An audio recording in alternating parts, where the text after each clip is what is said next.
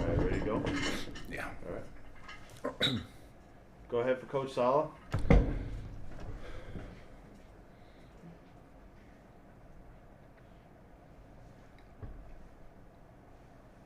Robert, obviously the messaging coming out from you guys has been about the depth and how comfortable you guys are with players backing up Bosa and potentially D Ford. But realistically, do you have to find out new ways to manufacture pressure and pass rush, just given that those guys aren't as talented as the guys they might be replacing? I don't know about trying to manufacture pressure. We got tremendous faith in the guys who are coming in to replace them. There's a mindset that at which we play, and everyone understands what that mindset and that standard is. And so the message is to not necessarily be who we are, but to go out there and understand that all these men can play professional football. They're the best in the world at what they do, and so the expectation is that we go in there and we play to the best of our ability, and we trust that the result will be in our favor. Hey, Robert. Looking at the Giants' offense without Saquon Barkley, what's the challenge, I guess, that the tight ends present? They got a couple really good ones out there, obviously, but what does Evan Ingram present, and where's their responsibility lie with their defense covering them? They've got a really good set of skill players. Ingram is special. He's dynamic. You can see that Coach Garrett's trying to find ways to get him involved, and he's a matchup problem.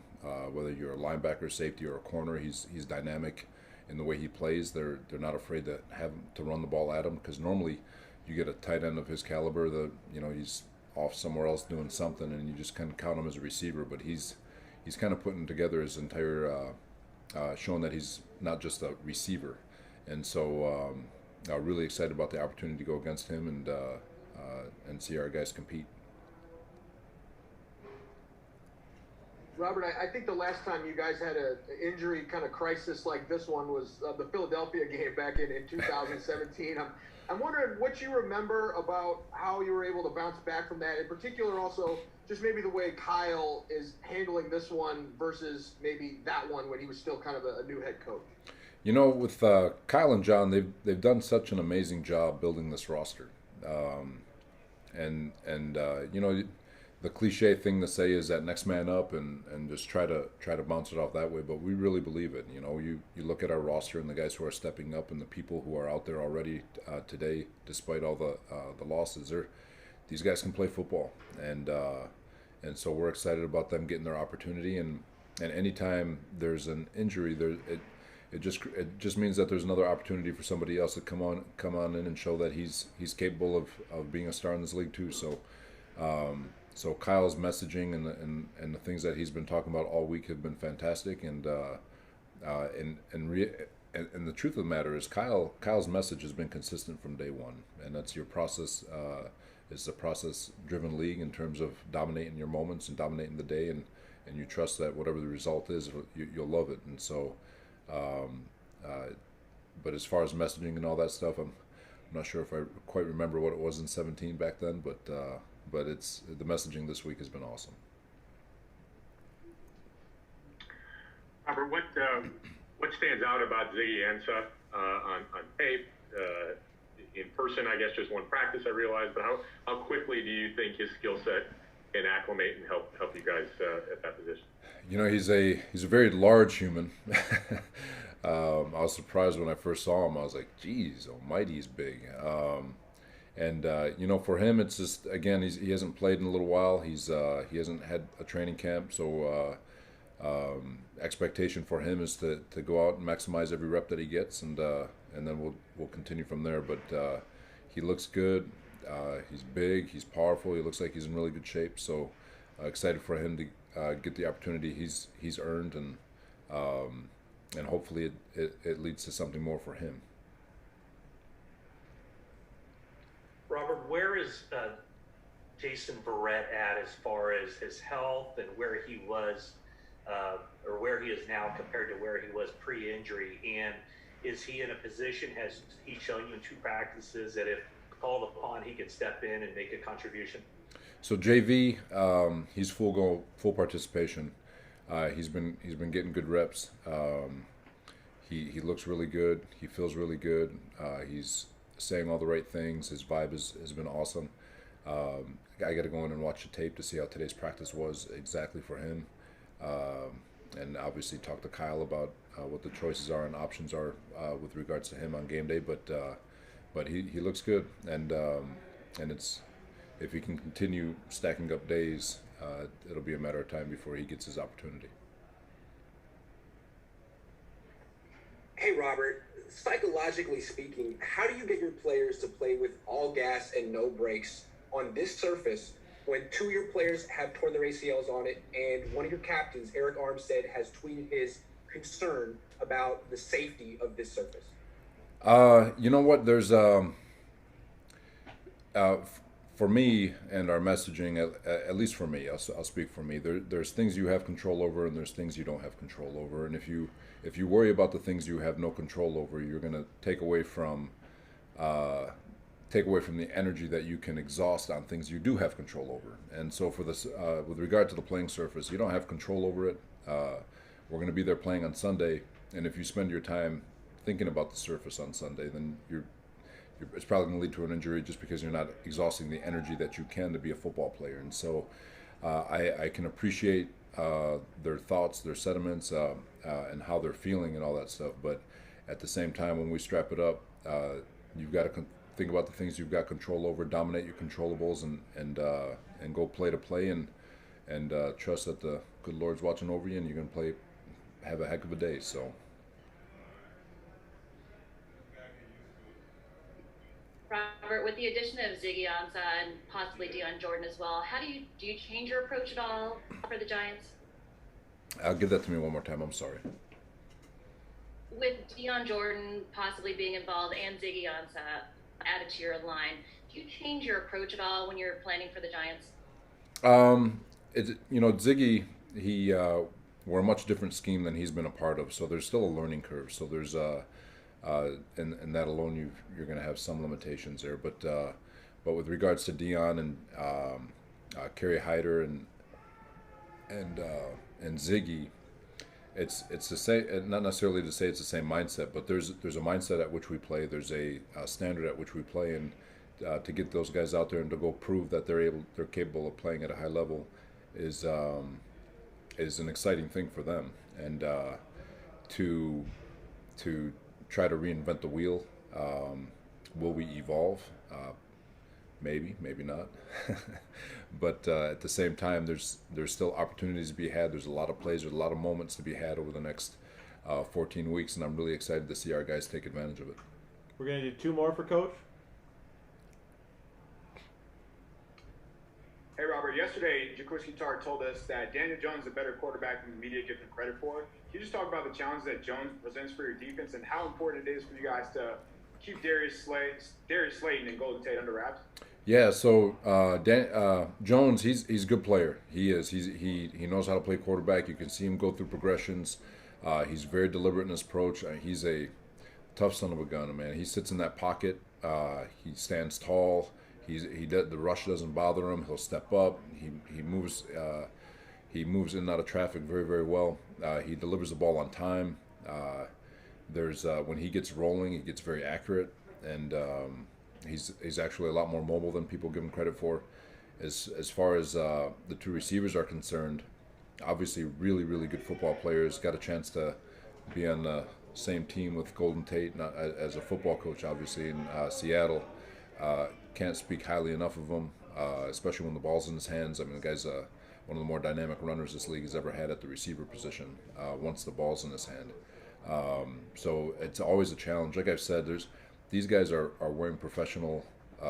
They're on a professional football team and on the in between the white playing play to play for a reason. They're the best in the world at what they do, and every week, regardless of perception outside any building, these guys are the best of the best, and it's always going to present a challenge.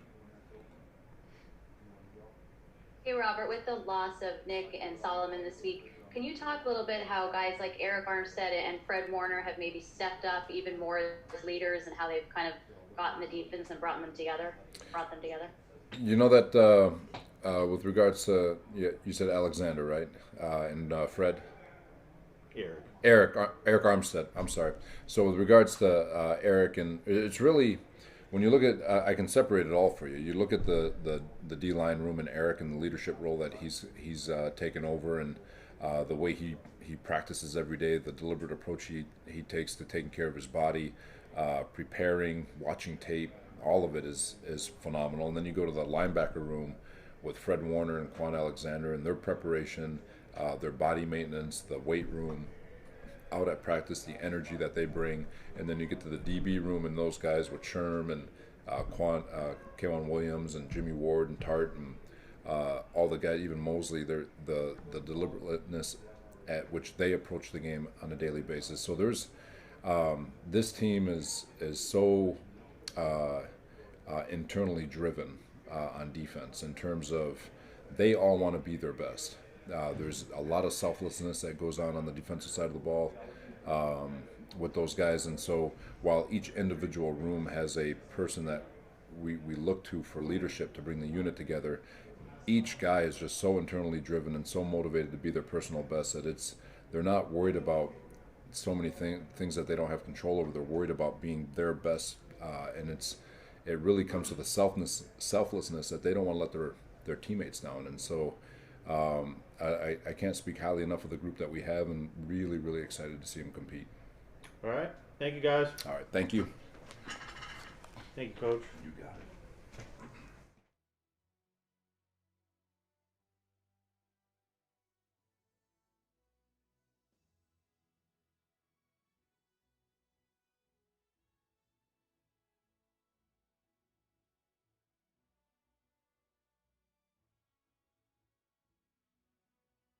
Ready? I'll unmute. No, don't unmute me yet.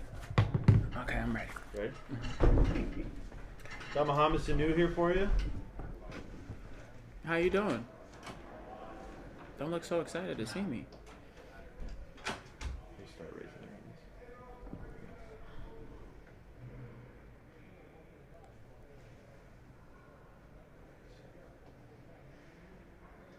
Mohammed, Brandon Ayuk has already talked about how you've been a great mentor for him. We saw you coaching up Kendrick Bourne on the sidelines during the game. How do you see your role evolving? I just want to help out any way I can. For real, we have a lot of talented young guys that just need some leadership, and I feel like I can help in any way possible, whether it's making plays or showing them how to make plays in critical situations, because a lot of those guys are going to play and make key plays for our team. So I just want to make sure they understand how to do it in certain situations, or how to put their body where it makes it easier and more efficient for them. And Mohammed, my name is Matt Mailco from NBC Sports Bay Area. Well, what was the first thing that really jumped out at you, having last seen a Kyle Shanahan playbook back in 2016, and then taking a look at that first game plan against the Jets? What were kind of the differences that you saw? We move a lot of different pieces, a lot of different playmakers on the team. That he likes to move and gets involved, so he likes to disguise certain stuff to get the guys that he wants to get the ball, and he's great at it, and it's pretty cool to see how he does it. Hey, Mohammed, I'm David Lombardi from The Athletic. One thing that I asked Jimmy Garoppolo about, he said he noticed when he was watching 2016 Falcons film, is that you guys obviously led the league in offense, but the first game you guys struggled that season. Well, what was it about that first game that made it so tough, and what was it about that team and Kyle Shanahan that clicked after that to allow you guys to have such a good year? I know we were trying to figure out ourselves. We didn't really come out how we wanted to. We didn't run the ball how we wanted to. We didn't complete certain passes, make the plays that we needed, and then we just refocused, recentered, and realized just do what you're supposed to do, and the rest will take care of itself. Let your abilities take over, and listen to the keys and the little details, and that's what we started to do. Started to gel better, and just everything just flowed. Hey, Mohammed, Jake Hutchinson, KNBR. What's it been like to get your start with this team here back in New Jersey, back-to-back against the Jets and Giants? And have you been able, given COVID, to even see any of your family out here? It's been cool, actually, be back home in Jersey. I haven't been back in Jersey in a minute, especially with COVID and everything. So, no, I didn't get to see my family at all, just FaceTime. Actually, my mom just came back from Sierra Leone. What was it, two weekends ago? So it's I still haven't gotten to see her yet because I flew out to San Fran when she got here. So, but she's doing good. Everybody's doing good. But it's been cool being back in Jersey City. I was telling like K1, we were riding the bus going to walk through. We were just saying like, man, it's good to see like the mom and pop stores or seeing the like concrete jungle because that's what we grew up in.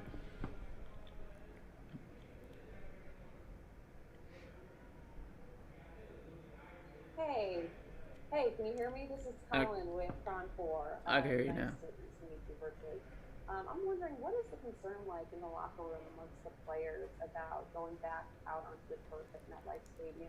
Has there been any reaction yet to the recent news that the NFL did the walkthrough and found that there was no problem with the turf, especially after seeing so many of your teammates go down? Well, we haven't really talked about it since before. Like I didn't know that. That's what happened. You just alerted me, actually. But I know earlier guys were frustrated. Guys weren't happy with it. So I feel like, guys may be getting better with it, may not be. But I know it's a bunch of big mixed emotions because we did lose a lot of guys, and certain people didn't like it. So, I mean, I wasn't too fond of it myself. But, I mean, it's not much you can do. Hey, Mohammed, this is Cam Inman of the San Jose Mercury News. Well, what's your background with Kendrick Bourne? It seems like you guys have a history there, or else you're fast friends. Well, the thing is, me and KB, we've always followed each other on Instagram. I love, his game, how he, he plays, kind of similar in a sense, and we just always, we'll communicate through Instagram or text or whatever the case may be, and it just happened to be on the same team now. We're just like, yo, what if you? I'm like, it may happen, and then here I am. So it's been cool. Actually, be around him every day. He's a big ball of energy, great personality, great athlete, and better person. So it's fun to be around him.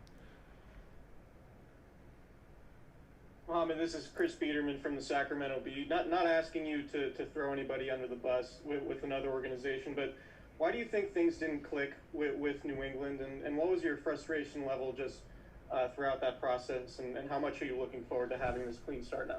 Well, I feel like it just wasn't a good fit, and then things happened the way they happened, and I ain't really looking to the past. I'm just focused on, what I got here in San Fran. I'm excited just to be a part of this team, this culture, because this is, more my style. So I'm excited for it. I'm just take full advantage. I mean, I'm grateful for my time in New England. It's taught me a lot, and it just didn't gel out how I wanted to. We'll do two more for Mohammed. Hey, Mohammed, Nick Wagner from ESPN here. How much did you keep in touch with Kyle over the last few years? And also, I know it's been a short period of time, but how have you seen him grow maybe in kind of a CEO role now that he's a head coach versus a coordinator? Every now and again, I would shoot a text to Kyle or congratulate him or, see how he's doing. But, we would talk every now and then. And seeing him now as a head coach is, different than seeing him as a coordinator. He runs things the way he wants to, and it's smooth and it's efficient, and I like it. I definitely like it. I'm glad to be a part of it. He has everything running smoothly, and it's pretty cool. It's pretty cool. Like he takes charge. He gets things done how he wants to. Oh, sorry. Go ahead. Mohammed, it's only been a few practices, but now you've transitioned from Jimmy to Nick Mullins. What have you seen from him back in the pocket? Yeah, Nick been firing that thing. Nick been coming in, taking command of the huddle, and making plays. Not much of anything's changed. I mean, Jimmy does the same thing. So you could tell they have a certain standard in that room. How they carry themselves, how they practice. They practice deliberate with high intense focus, and you see it in their play. So it's quarterback's been doing their thing. All right. Thanks, Mohammed. No problem. Thank you. They talk. Thanks, sir.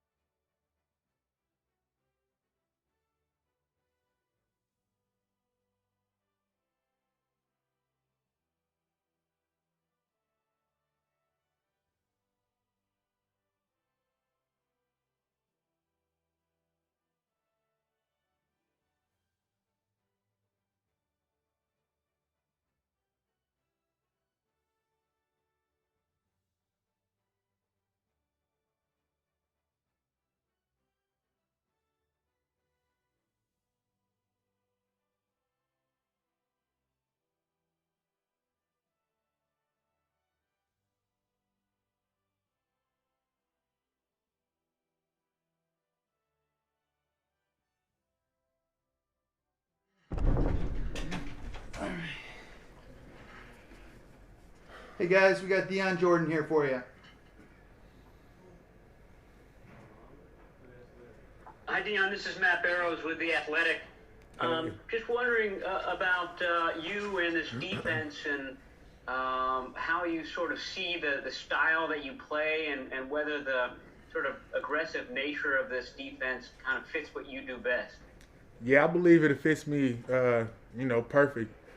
It's an attack style defense, and it benefits me, my athleticism, just getting off the ball and just finding it, once it gets into the quarterback or, running back's hands. So it's been benefiting me huge, and, I'm just excited for me to get back to ball, really. Hi, Dion. This is David Lombardi from The Athletic. Yesterday, Kyle Shanahan said that since it was your first camp in a while, it was a real grind for you to, just try to stay healthy and kind of work through it. I was hoping you could talk to the challenges of camp, and do you feel that now that you've had some time to recover, that you're ready to bring it on game day? Yeah, well, we got after it, here with the Niners, man. So, it was different for me. It was my first camp in a while, and I had to learn technique. I had to learn the plays, and everything was full speed, especially with everything being condensed into such a small time period. So, I believe I'm ready. It's not my first football game, going out to, and also I'm not playing by myself. There's 10 other guys. I got 3 other defensive linemen who are really, really good, and I'm gonna just do my part just to the best of my ability. Hey, Dion, what has this roller coaster been like for you to go through a training camp, have the disappointment of not making the 53-man? Did you wrestle with the decision at all to, accept a spot on the practice squad, and now here 2 weeks later, you're on the 53-man? How has your mindset been during this whole time? Yeah, well, I had a good talk, with Coach Kyle and John Lynch, once they decided to put me on the practice squad. And, we had a plan, and I chose to stick to that plan. And part of that was the way I took care of my body and the way I worked out there to help my teammates prepare for those games. And that's what I did. That's the way I'm going to continue to approach, my work here. And it's been all right, man. It's a blessing. I enjoy being here around these guys, So every day at work, as long as I push myself, I knew I was going to, just be prepared, instead of trying to force it all in, on such a short notice or, unconventional notice.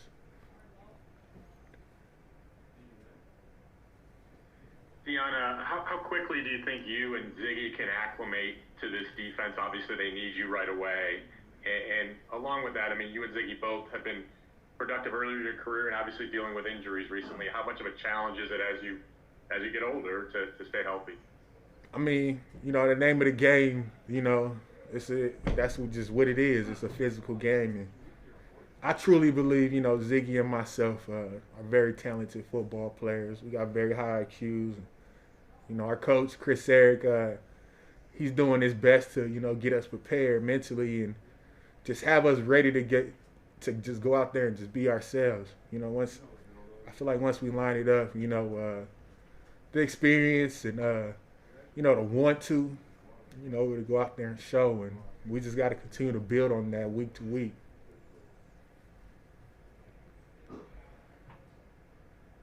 D Ford might not be able to play in this upcoming game. Is that the role that you see yourself in, sort of that edge rusher who comes in on obvious passing downs? Sheesh, man, I'm up for anything. I don't know what exactly my role will be. I just know I'm be chasing the ball. That's it. Regardless, I'm gonna find the ball and get to it as fast as I can. Hi, Dion. Jennifer Lee-Chen with NBC Sports Bay Area. Through your journey, do you feel like you have more to prove to everybody now that you're getting finally back on the field after so much time? I mean, not to everybody, more so to myself. I feel like it has been a long road, but I'm here now, and I'm happy to be here. And I'm gonna just take it a day at a time. Like I said, I love my teammates. I like where I'm playing, this organization. So I've just been trying to just take it a day at a time and just progress as a football player, and just really just be the best teammate I can, just to, with my career, just let that be the number one thing, being about the team and taking care of myself. So that's it. Two more guys.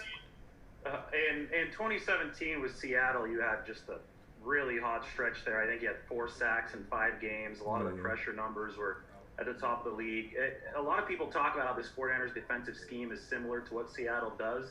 Is it from a defensive lineman standpoint? And do you feel, with that success that you had there, do you think that this scheme can help you replicate that success with the 49ers? It's a little different, I'll say. It's a much more attack defense here.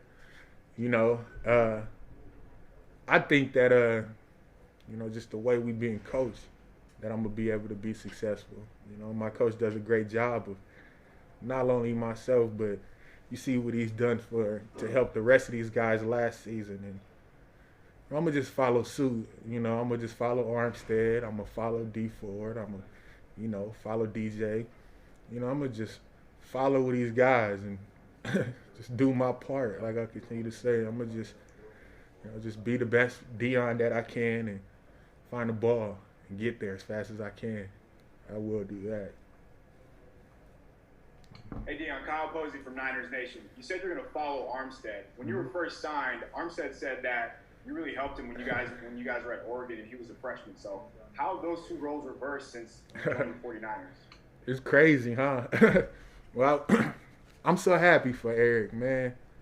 I'm very joyful about the guy. I'm happy that he's a captain. I'm happy that that he got signed back here. He's a good man. I'm happy about everything he's done off the field.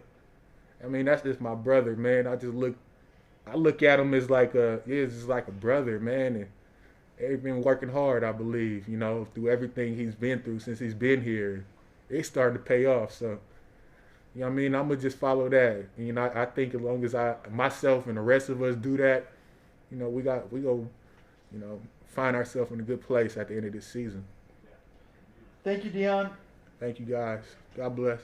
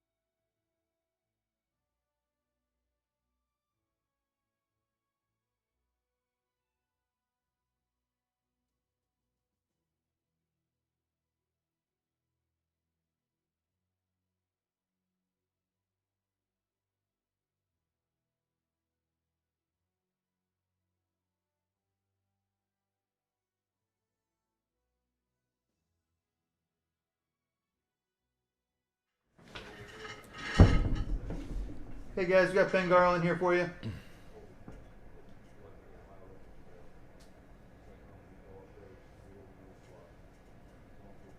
Hey Ben, yeah, your first play back, you're out there sprinting in front of Raheem, and obviously laid a nice block. You look fully healthy, but I'm wondering, was Kyle obviously has to have a lot of trust in you to make that block on the first play. As a player, since you hadn't played in a while, was that nice to see that you got your number called on that play?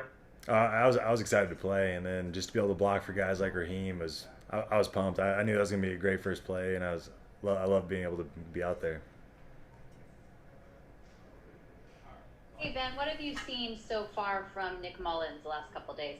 Oh, Nick's great. I mean, he prepares every week as if he's going to be the starter, so he's always ready to go in anytime he needs. So he's been doing great out there. He's leading out there. I love playing for him. Hey Ben, how's your ankle feel in the first game back, and how would you assess your performance from last game? It's feeling good. There's lots of areas we need to improve on, and I think that's the beauty of being those early games is stuff to work on and grow from, and so I think that's what we're focusing on this week. And what was the offensive lineman's assessment of the field on Sunday? I thought the field was terrible, but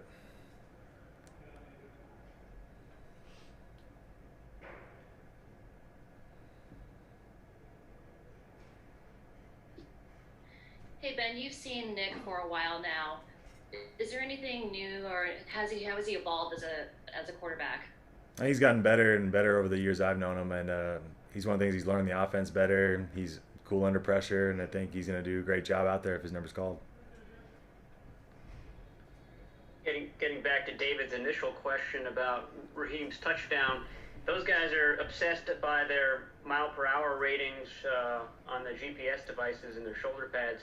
Do the offensive linemen ever kind of look at those and talk about them? And if so, who's your the speedster on the O-line? It's Trent Williams, and we check it out here and there, and that man is fast, and he's blazing. He's hit the top speeds for the O-line, so we always try to compete with him and try to match his speeds. Last one, guys. Kind of piggybacking on that, on Trent Williams.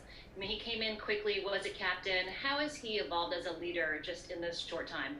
He does really well. He has really good understanding of football, and he does a good job also taking some of the younger guys under his wing and teaching them some of the techniques he knows and kind of going over stuff with us. So it's been a great add to have him, and he's really been something to add to our team.